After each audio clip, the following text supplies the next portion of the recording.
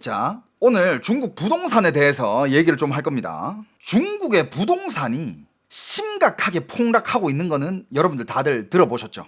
지금 왜 오늘 부동산 얘기를 하려고 하냐면 요즘 한국 부동산도 다양한 지금 정부의 다주택자 때리기 정책 때문에 한국의 부동산들도 지금 약간 좀 이제 가격들이 흔들리고 있어요. 그죠? 강남에 지금 급매물들도 나오고 있고. 근데 이제 사람들이 하는 얘기가 지금 한국의 부동산 값은 정상적인 부동산 값이다. 거품이 있지가 않다. 이렇게 얘기하는 사람들이 있는 반면에 한국의 부동산은 거품이 너무 세다. 그리고 한국 사람들이 너무 많은 재산이 부동산에 들어가 있다. 그래서 한국의 부동산이 빠지면 한국 사람들도 많이 타격이 클 거다. 나라 망한다. 이런 얘기도 있잖아요. 그죠? 아무튼 한국 부동산이 어떻게 될까요? 한국의 부동산은 적당하게 거품을 빼면서 연착륙을 할까? 아니면 계속 거품이 끼다가 터질까? 어떻게 될까? 그건 아무도 모르죠. 그죠? 하지만 우리 대한민국 양쪽에는 교과서가 두 권이 있습니다. 하나는 일본의 잃어버린 30년, 또 한 개는 지금 진행 중인 중국의 부동산의 몰락. 이 두 교과서가 있어요. 그걸 보면서 우리는 잘 대응을 해야 돼. 맞죠? 자, 여러분들 일단 일본은 여러분들이 워낙 많이 들어보셨을 거고 중국 얘기를 좀 해볼게요. 중국은요 지금 일선 도시라고 하면 중국의 베이산 광선이라 그래요. 베이징, 상하이, 광저우, 션전. 일선 도시는 이제 중국에서 제일 호화롭고 제일 큰 도시, 이제 수도 이런 도시들을 일선 도시라고 하잖아요. 중국의 일선 도시들이 부동산마저도 적게는 10%, 많게는 50%까지 폭락을 한 지역도 있습니다. 일선 도시가. 그렇다면 2선 도시라든지 3선, 4선, 5선 도시 이런 데까지는 말 그대로 80%에서 90%까지 하락한 지역들도 속출하고 있어요. 왜 중국의 부동산이 이렇게까지 폭락을 할 수 있었느냐? 일단 과잉 공급이에요. 과잉 공급과 레버리지 폭탄이라는 건데 2000년대 이후에는 중국이 GDP의 성장률이 어마어마했잖아요. 그때도 계속 베이징 올림픽 한다고 GDP 성장률이 어마어마했잖아.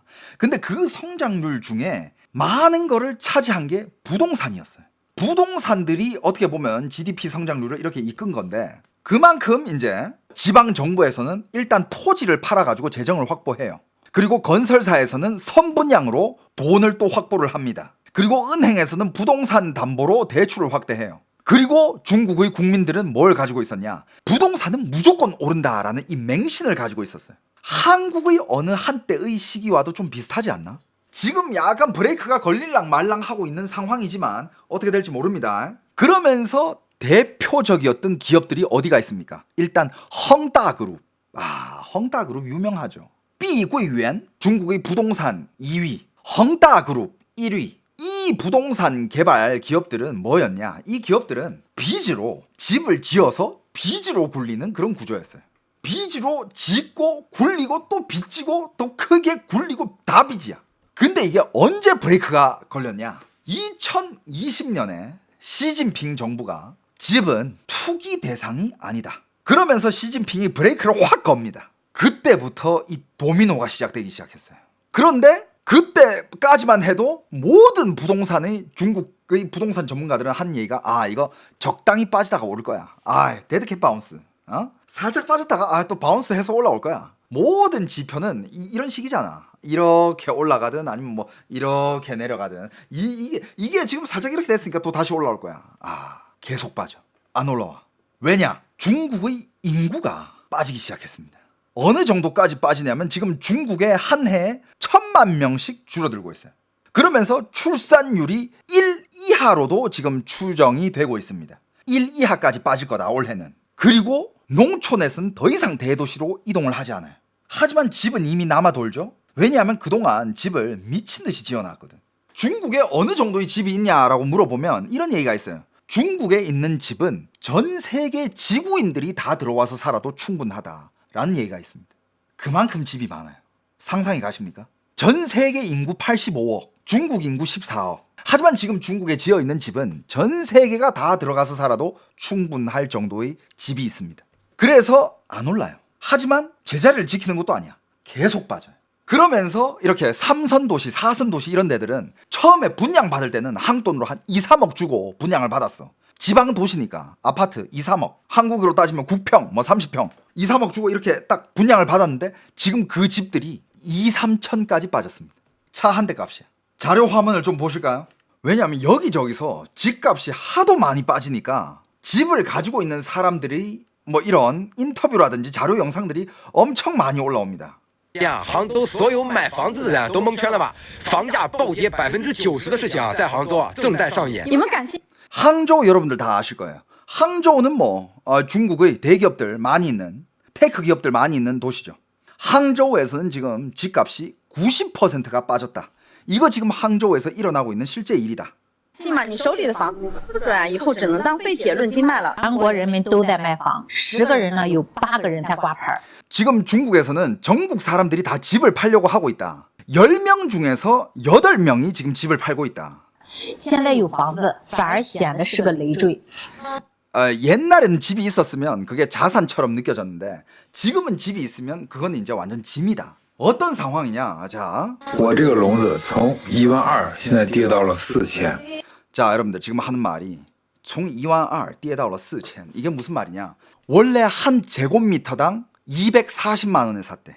그러니까 한국으로 따지면 이거야. 평당 1억 2천에 샀는데 지금 평당 4천만 원이야. 지금 강남이 평당 1억 2천 정도 하는 아파트 있죠? 그걸 1억 2천 주고 샀는데 평당 4천 된 거야. 그럼 이거 몇 프로 빠진 거예요? 거의 한 60% 70% 빠진 거 아니야?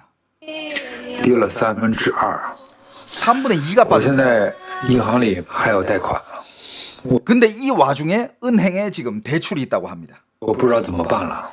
어떻게 해야 될지 모르겠대요. 房子太多了，多的卖。 방금 그게 무슨 상황이냐면 예를 들어서 이 집이 한국으로 예를 들면 10억이야.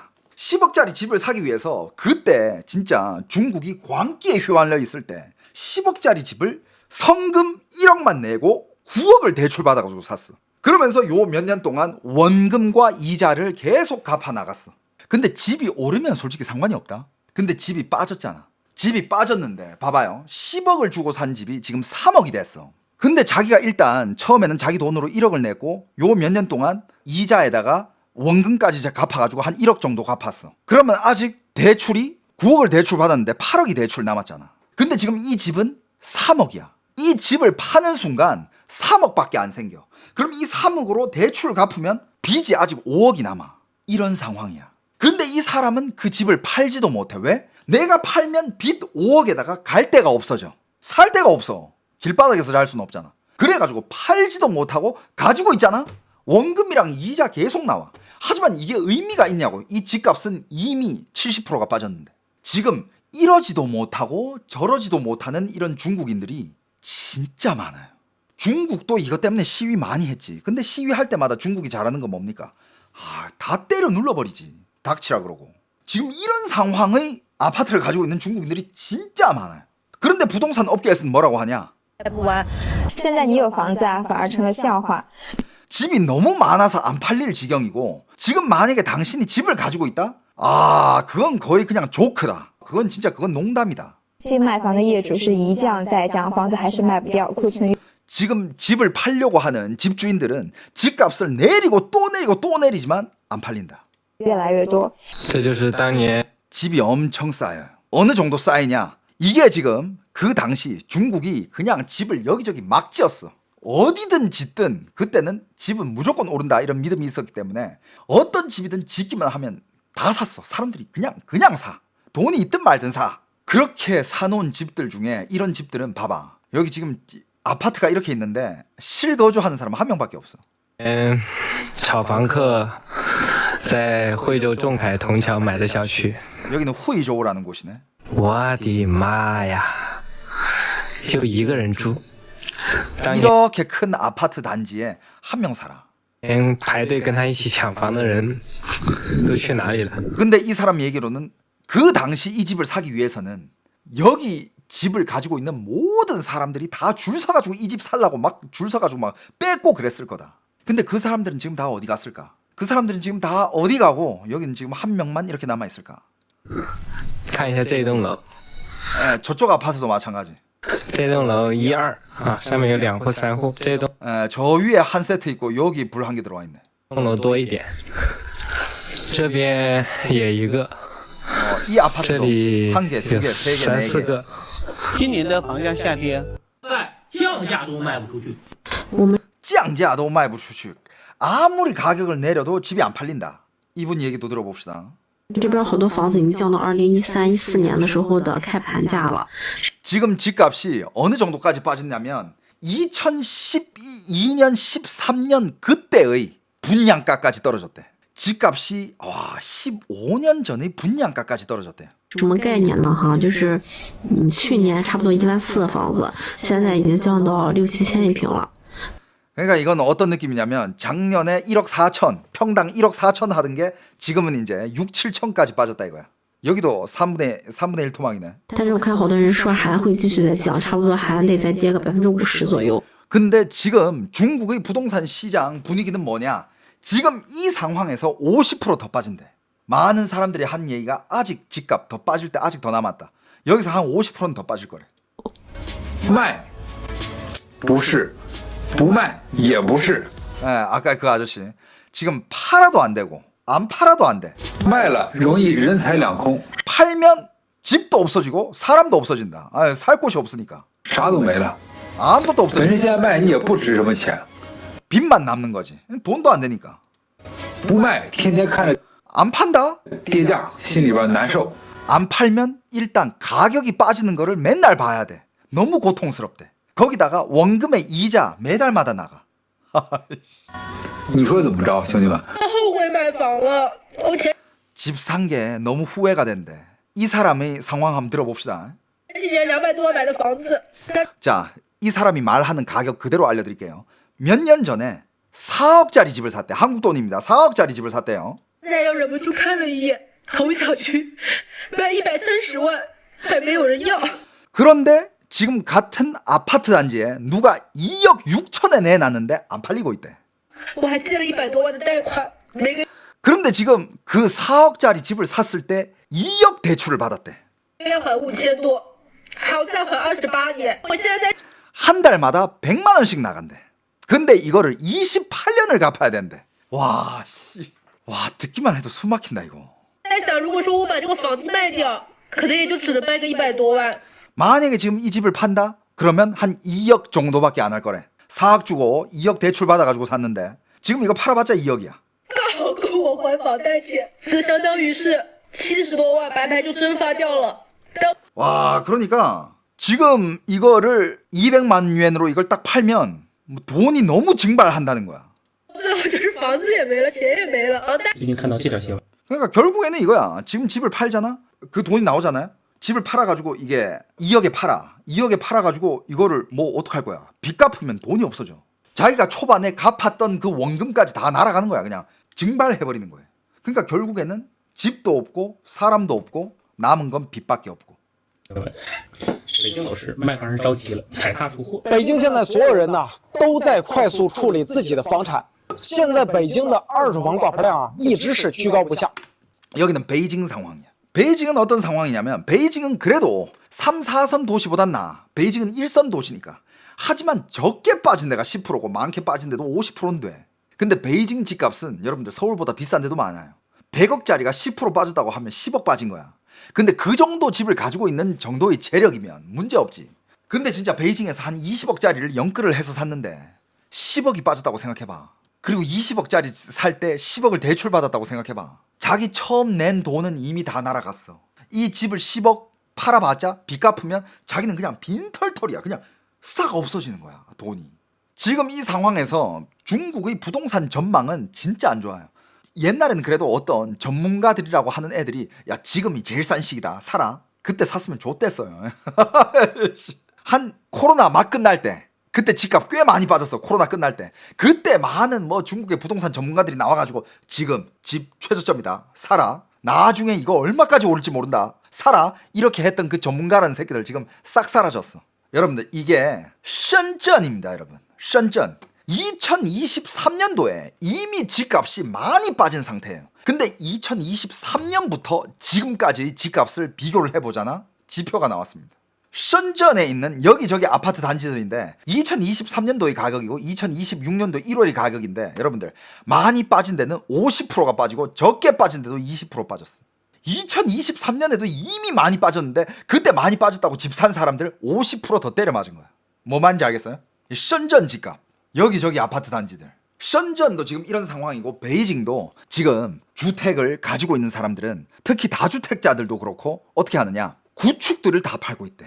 자기는 이제 신축에서 살아야 되니까 신축 한 개 남기고 구축들, 왜냐하면 아파트 미래적으로 더 떨어질 것 같으니까 다 팔고 있는 거야. 다 던지고 있어. 지금 이 정책 추세로 봤을 때는 한국 부동산 시장 이렇게 되지 않을까? 조금씩 1년에 매년마다 한 10%씩 빠지는 거야. 계속 그렇게 되지 않을까? 왜냐하면 이제 다주택자들이 보유세가 엄청 강해지고 다주택을 보유하는 의미가 없어지잖아. 그 정책을 바꾸지 않는 이상. 근데 보니까 이재명 대통령은 그거 정책 바꿀 생각이 1도 없던데? 그래가지고 지금 어제 하루에 헬리오시티 알죠? 저쪽 송파의 대단지 헬리오시티 급매 99건이 나왔습니다. 쏟아졌습니다.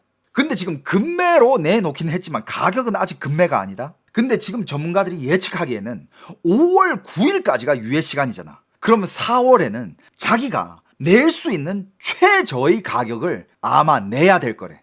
그러지 않으면 못 팔잖아. 못 팔고 나중에 팔면 그때는 내가 이 부동산으로 번 그 수익들은 제로가 되는 거랑 별 차이가 없대.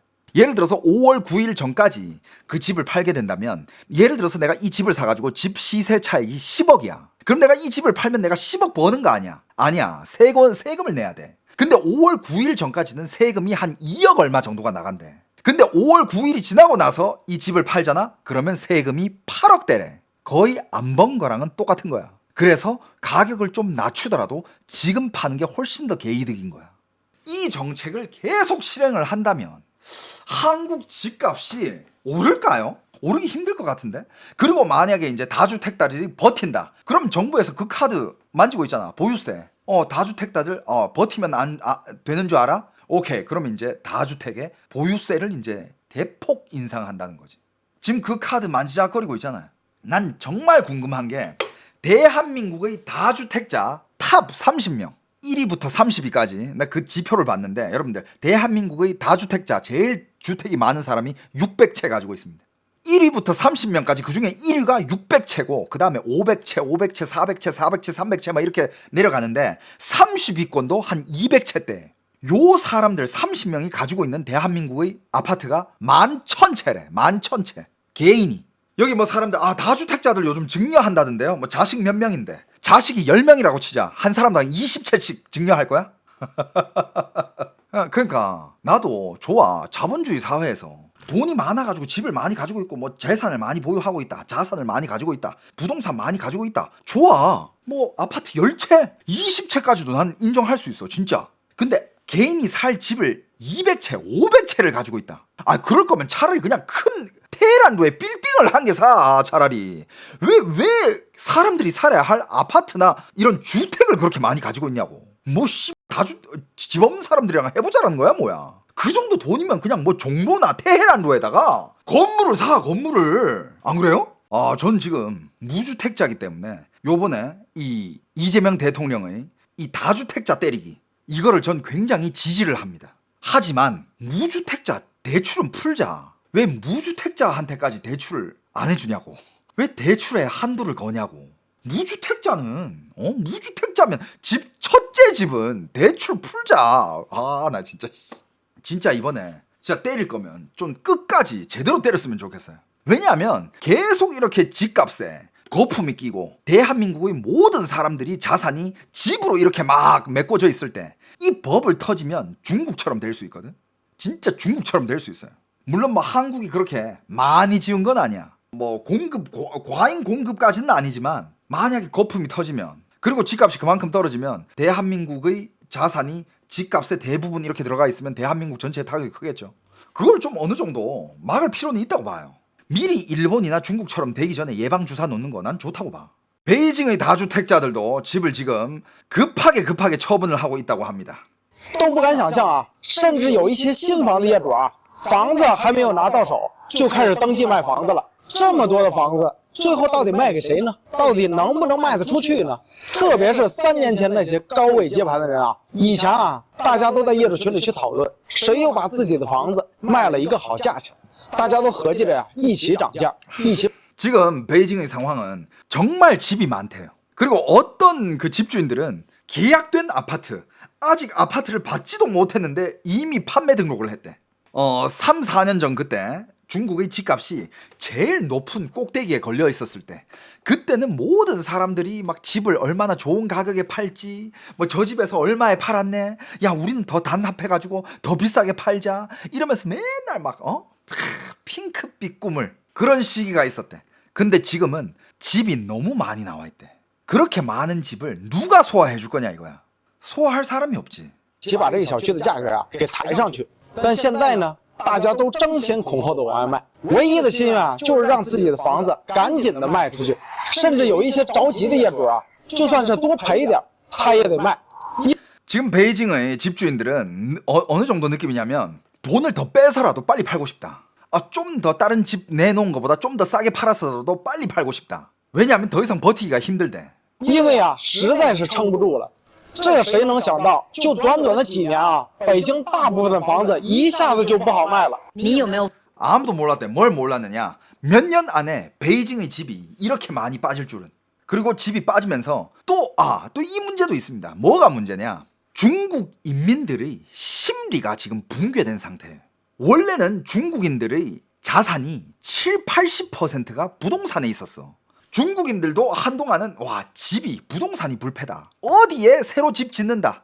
아직 짓지도 않는데 바로 계약해. 어디 짓는다. 바로 계약해. 보지도 않아. 그냥 바로 계약해. 이런 시절이 있었어요. 그때는 부동산 무한 믿음 시대였지. 근데 지금 중국의 부동산이 이렇게까지 빠지고 이 부동산 때문에 중국의 정말 수많은 인민들이 거의 진짜 골로 갔어요. 골로 가면서 어떤 사람들은 극단적인 선택도 하는 사람까지 나오고, 옛날에 얘기해줬죠. 그죠? 그런 시대가 있었기 때문에 사람들은 전 재산의 7, 80%를 다 부동산에 넣어놨는데 지금 부동산들이 다 빠졌잖아. 하지만 사람들은 이게 도미노가 어떻게 터지냐면, 집값이 그렇게 빠지면 사람들 소비가 위축이 되죠. 그런 결혼까지 감소가 됩니다. 결혼하는 사람이 없으면 출산율도 떨어지죠. 애가 안 나와요. 그러면서 집이 안 팔리잖아. 그러면 개발사가 집을 안 짓겠죠. 개발사가 집을 안 지으니까 땅을 안 사겠지. 그럼 땅을 안 사게 되면 지방정부의 재정이 망합니다. 옛날에는 지방정부의 재정은 땅을 팔면서 돈을 많이 받았어요. 그 땅값에는 뭐가 있다? 땅값에는 이 땅값 플러스 나중에 이 집 위에 지어진 사람들이 살 집에 대한 세금도 그 땅값 안에 포함시켜가지고 땅값을 팔았어. 그러니까 지방 재정이 엄청 풍부했던 시절이 있었는데 지금은 지방에서는 땅 자체가 안 팔려. 왜? 집을 안 지으니까. 그러니까 지방 정부 재정까지 붕괴가 돼요. 그러면 공무원들 감봉, 공무원들 월급이 30% 내지 50%가 감봉이 됩니다. 그럼 다른 회사들도 가만히 있겠어? 직장 자기 직원들 다 감봉. 사람들이 감봉이 되면 어떻게 해요? 물건을 안 사겠죠. 지갑을 잠그지. 외식, 요식업 망해요. 그럼 회사도 돈을 안 쓰겠지. 호텔, 연회장, 호텔 예약, 비즈니스 출장도 안 가. 그럼 호텔도 망하기 시작합니다. 그럼 어떻게 돼요? 관광업 망하겠지. 그럼 사람들이 접대를 안 해. 그럼 유흥업 망하겠지. 도미노입니다. 이게 도미노야. 꼬리에 꼬리를 무어서 사람들이 유흥을 안 즐겨. 유흥 종사자들이 유흥업소로 출근을 안 해. 그럼 또 뭐가 망하겠어? 주류업계 망하지. 에? 패션 업계 망하지. 왜? 사람들이 사교를 해야 옷을 화려하게 입고. 근데 사람들이 이제 더 이상 그런 걸 안 해. 옷도 안 사. 이러면서 그냥 도시, 지방도시, 농촌, 사람들이 심리, 모든 업계 도미노처럼 딱딱딱딱 계속 무너지는 거야. 그럼 회사에서 감봉까지 하는데 새로운 직원을 뽑겠어? 안 뽑지. 그러니까 실업률, 청년 실업 증가.